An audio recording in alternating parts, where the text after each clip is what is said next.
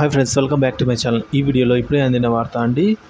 So Bakrid పండుగలో విషాదం అండి. వందల మంది కన్నుమూత. పూర్తి వివరాలతో వీడియోలో తెలుసుకుందాం. వీడియోని ఎక్కడే స్కిప్ చేయకుండా ఎండ్ వరకు చూడండి. అప్పుడే పూర్తి ఇన్ఫర్మేషన్ అర్థమవుతుంది. అలాగే వీడియోకి ఒక లైక్ చేయండి. ఆలస్యం చేయకుండా వీడియోలోకి అయితే వెళ్ళిపోదాం.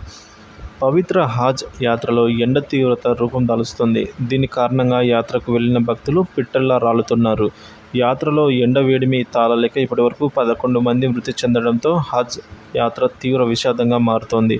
వేడిమి నుంచి ఉపశమనం కలిగించేందుకు అక్కడ అధికారులు చర్యలు తీసుకుంటున్నా కూడా ప్రాణ నష్టం అయితే తప్పడం లేదు.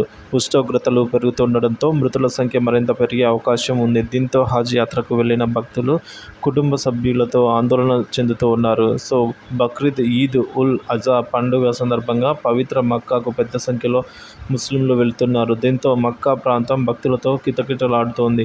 సౌదీ అరేబియాలో ప్రస్తుతం ఎండ తీవ్ర రూపం దాల్చాయి. ఎండలు, ఉక్కపోతతో యాత్రికులు తీవ్ర ఇబ్బందులు ఎదుర్కొంటున్నారు.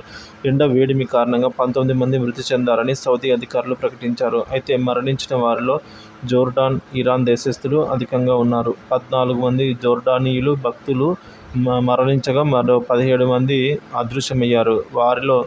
వారి మృతికి గల కారణాలు ఇంకా తెలియలేదు అని జోర్డాన్ విదేశాంగ మంత్రి వెల్లడించారు. సో ప్రస్తుతం మక్కాలో 40 డిగ్రీల మేర ఉష్ణోగ్రతలు నమోదవుతున్నాయి. 37 దాటితే మక్కాలో విపరీతమైన వేడి ఉంటుంది. 37 కాస్త ఇప్పుడు 40 డిగ్రీలకు చేరడంతో అక్కడ పరిస్థితి ఆందోళనకరంగా మారింది. ఇదిలా ఉండగా గత ఏడాది కూడా ఇదే తీరున మరణాలు సంభవించాయని చెప్తున్నారు. 2023 హజ్ యాత్రలో 240 మంది భక్తులు మరణించగా వారిలో ఇండోనేషియాకు చెందిన వారే అధికంగా ఉన్నారట. సో కాగా ప్రతి దశాబ్దం సౌదీ అరేబియాలో 0.4 డిగ్రీల వేడి పెరుగుతూనే ఉండడం ఆందోళన కలిగించే అంశం. కాగా ఈ ఏడాది హజ్ యాత్రలో అయితే ఈ మేరకు ఇంకా ఎంతమంది ప్రాణ నష్టం జరుగుతుందైతే ఆందోళన వ్యక్తం చేస్తున్నారు ఫ్రెండ్స్.